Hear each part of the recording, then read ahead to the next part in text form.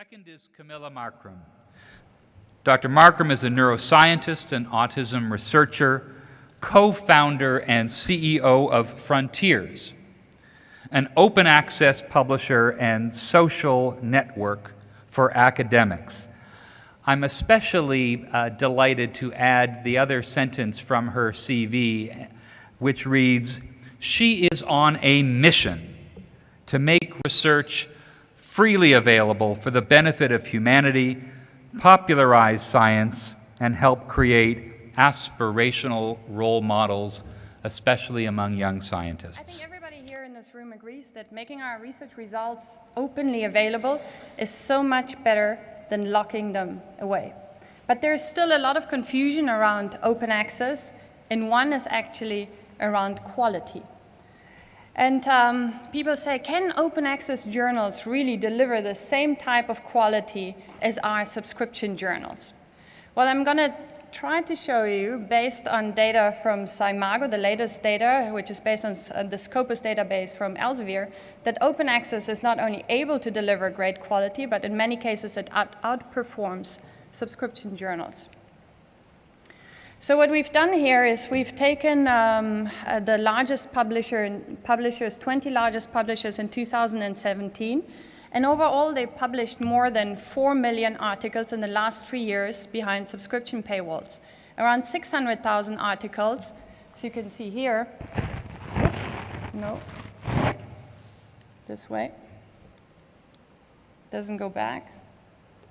Perfect. 600,000 articles were published in open access journals. And then we looked at the average citations of these articles. Citations basically tell you how much science has been built on top of an article or a journal and are a solid indicator of quality. And what we see that in yellow, the average citation count in the last 3 years for open access journals is higher than for subscription journals. Now let's expand this last graph and let's look again at the 20 largest publishers, and in gray you see their subscription journals, in yellow you see their open access journals. In the American Physical Society, their open access journals are generating on average more citations than their subscription journals. The same is the case in the Oxford University Press. Open access journals are generating more cites than subscription journals. In Springer Nature, their open access journals are generating twice as many citations as their subscription journals on average, which is comparable to Frontiers, a pure gold open access publisher just here. Over here you see Elsevier, and yes, indeed, their subscription journals are still generating more cites than their open access journals, but that rate is comparable to the open access journals of the Public Library of Science Plus, and it's less citations than the open access journals of Springer Nature or Frontiers. So already today, what we see from this graph, in the last 3 years, on average, open access journals are generating more citations. Now let's collapse this graph again. Here we're looking again at the 20 largest publishers in the world as of today, and what you can see in this graph is that Frontiers, a pure gold open access publisher, is within this group the fourth most cited publisher in the world.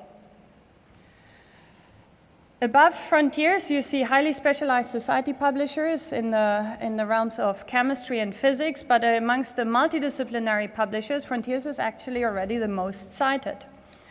We're not alone there. There's other pure open access publishers. If you look, for example, at PLOS, they're today the sixth most cited publisher in the world as well, ahead of Elsevier and Springer Nature. And if you look at the subject-specific categories and look now not at average citations but at total cites, then you'll find again in the latest journal citation reports that Frontiers journals are the most cited journals in the world in neuroscience, in microbiology, in plant science, and in psychology, and amongst the citation leaders in many other fields as well. Here is the multidisciplinary category in the journal citation reports. This is where you find your very famous journals, your Nature, your Science. But you'll probably be surprised to find that in the last year, the three most cited journals in the world were open access journals.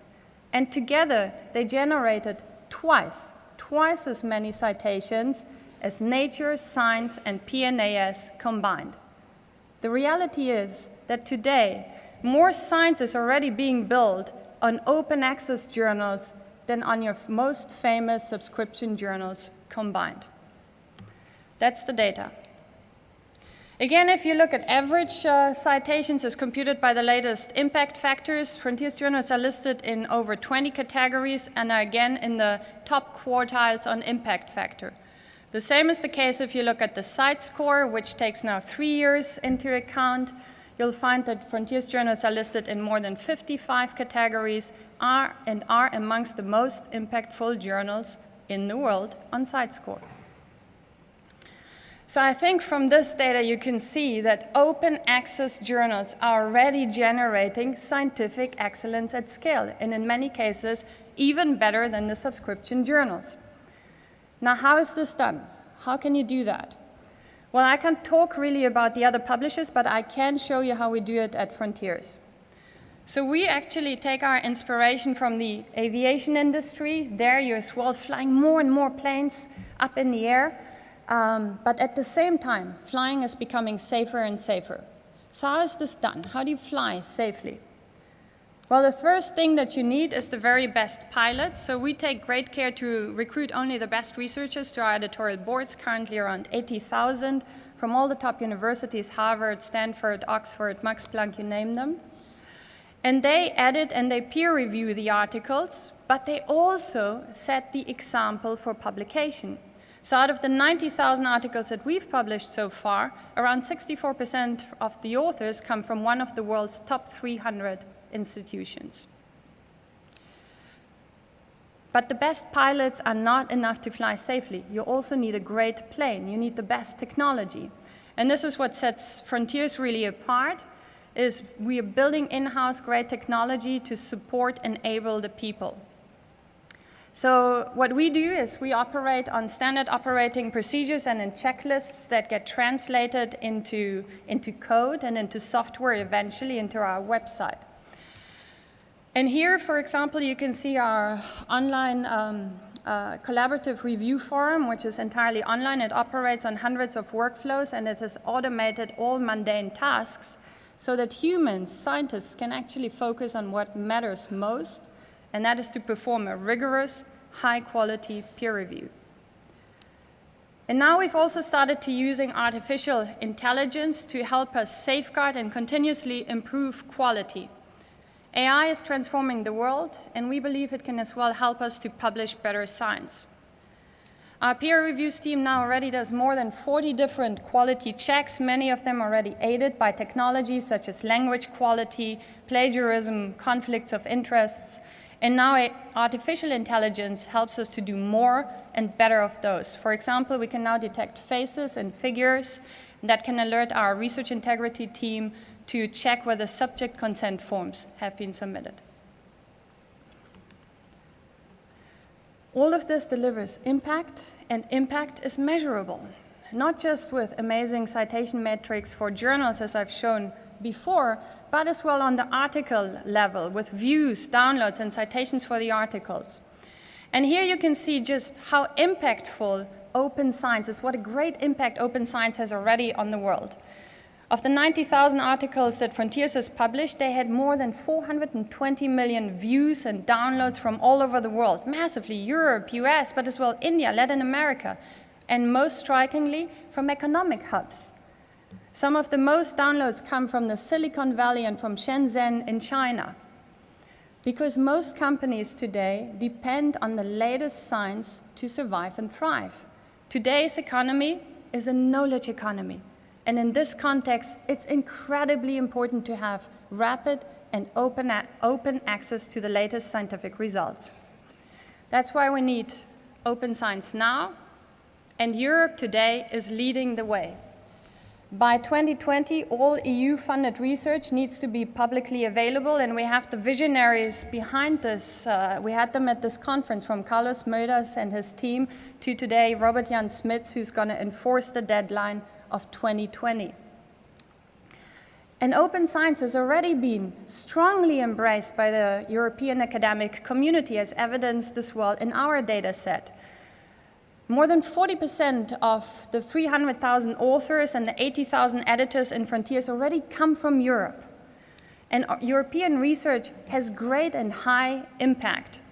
Out of the 10 most viewed, most downloaded, and most cited countries, 6 are actually European, including Switzerland, Netherlands, France, Spain, Germany, UK, and Italy.